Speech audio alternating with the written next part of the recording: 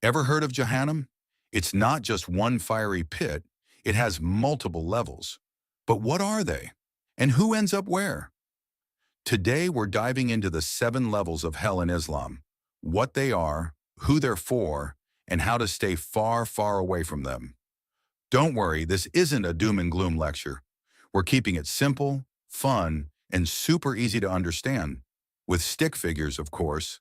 If you love fun and easy explanations of Islamic teachings, make sure to subscribe and hit that like button so more people can learn too.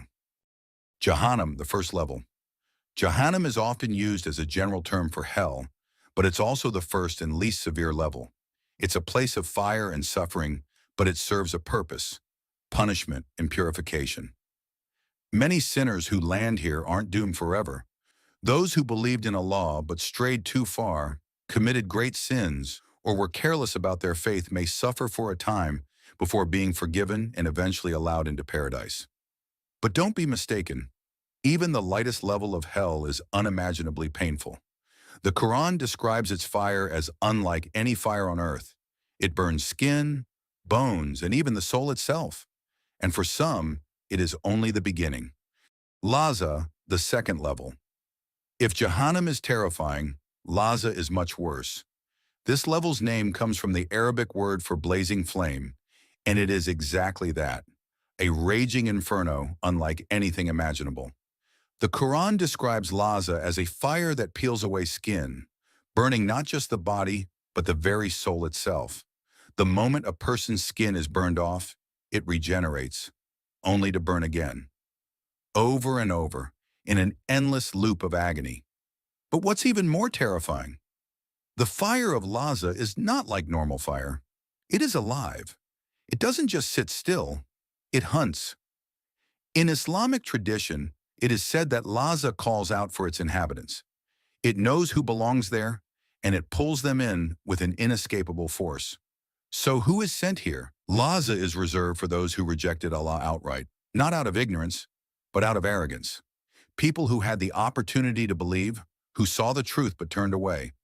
Those who were too proud to acknowledge their Creator. The fire of Laza doesn't just burn the body, it burns pride, arrogance, and ego.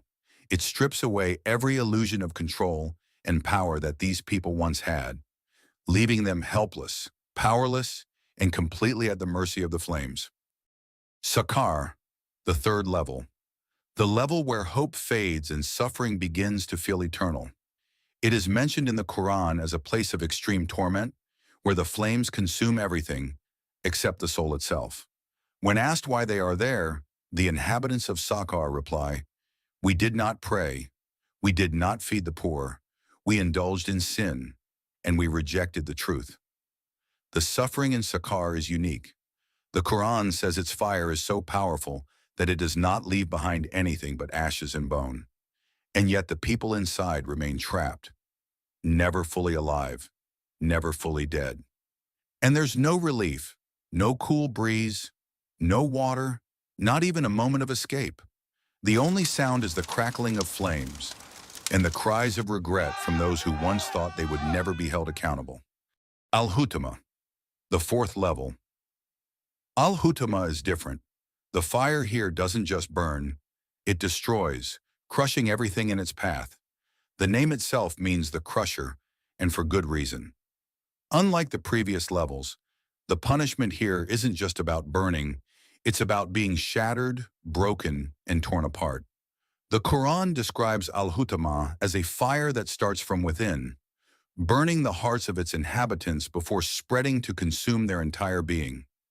This level is for those who were obsessed with wealth, status, and material gain.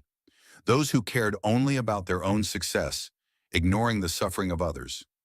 The people here were given many chances to be just, to be kind, but they chose greed over righteousness. Now the very things they chased in life, their wealth, their status, mean nothing.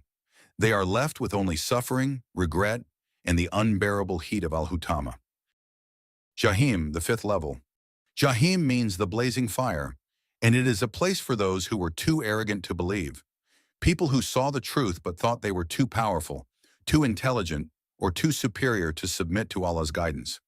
The Quran describes flames rising high, dragging its inhabitants deeper and deeper. The people here ignored every warning, thinking they were above consequences, but now the fire waits for them, devouring them without mercy. Unlike the lower levels, Jahannam is nearly inescapable. The people here will not be forgiven because they knew what was right and still chose arrogance over faith. Every cry for help goes unanswered. Every scream is lost in the roar of the flames. And every moment of their suffering is a reminder of the truth they refuse to accept.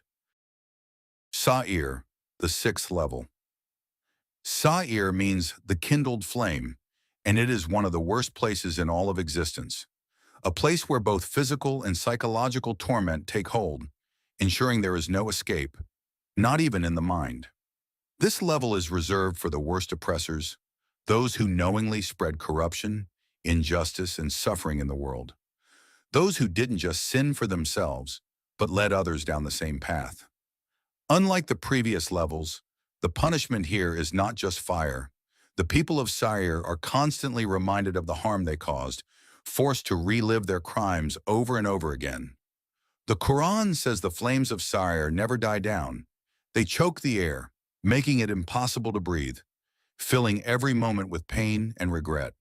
There is no second chance, no escape, and no forgetting. The people of Sa'ir are forced to face their own evil forever. Al-Hawiyah, the seventh and deepest level.